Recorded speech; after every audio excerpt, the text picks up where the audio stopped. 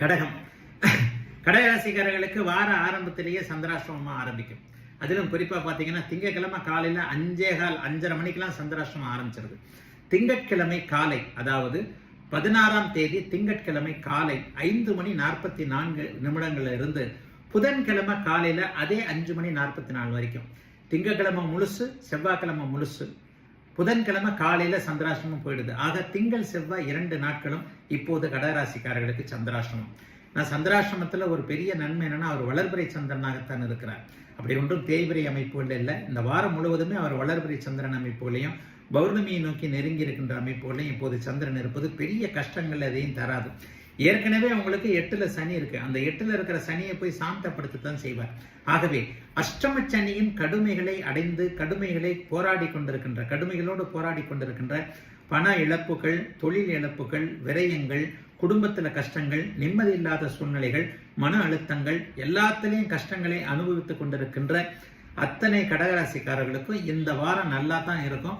சந்திராஷ்டமம் பெரிய கெடுதல்களை செய்யாது. ஏன்னா ஏற்கனவே 8ல இருக்கின்ற சனியை போய் இவர் சுபத்துவமாக வளர்பிறை சந்திரனாக, கிட்டத்தட்ட பௌர்ணமியை நெருங்கி இருக்கின்ற சந்திரனாக போய் அவர் சுபத்துவம் தான் படுத்துறாரு.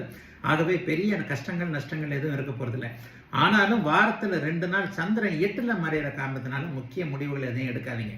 அதாவது திங்கட்கிழமையும் செவ்வாய்க்கிழமையும் ஒரு நீண்ட தூர பயணங்களை தவிர்ப்பது நல்லது. அதே போலவே ஒருவரை புதுசா அறிமுகப்படுத்திக்கிறதுக்கு இது தேவையில்லாத ஒரு 2 நாட்கள். எதையும் புதுசா ஆரம்பிக்கிறதுக்கும் அது தேவையில்லாத நாட்கள். கோபப்படாதீங்க. எல்லாத்துலையும் டக்கு டக்குன்னு கொஞ்சம் கோபம் வரும். ஆக அந்த முதல் 2 நாட்களை தவிர்த்து வாரத்துல பிற்பகுதி 5 நாட்கள் கடகராசிக்காரர்களுக்கு நன்றாகவே இருக்கிறது. ராசிநாதனுடைய இயக்கம் நன்றாக இருப்பதை போலவே 2 10ஆம் இடங்கள் சுபத்துவமாக இருப்பது, 11ஆம் இடத்துல இவர் குரு இருக்கிறது, விரயத்துல மறைஞ்சாலும் கூட ஒரு நிலையில நல்ல நிலைமையில செவ்வாய் இருப்பது என்பது அப்படி ஒன்றும் பெரிய கஷ்டங்கள் எதுவும் இல்லை என்பதை தான் காட்டுது. தனாதிபதி இந்த வாரத்திலிருந்து மாறுறார். தனாதிபதி இந்த வாரம் 3ஆம் இடத்திற்கு மாறி குருவின் பார்வையில் வர்றார். ஆகவே முயற்சியின் பேரால் கிடைக்கக்கூடிய பண வரவுகள் அப்படியே இந்த வாரத்தின் பிற்பகுதியிலிருந்து நல்ல விதமாக இருக்கக்கூடிய தன்மைகள் உண்டு.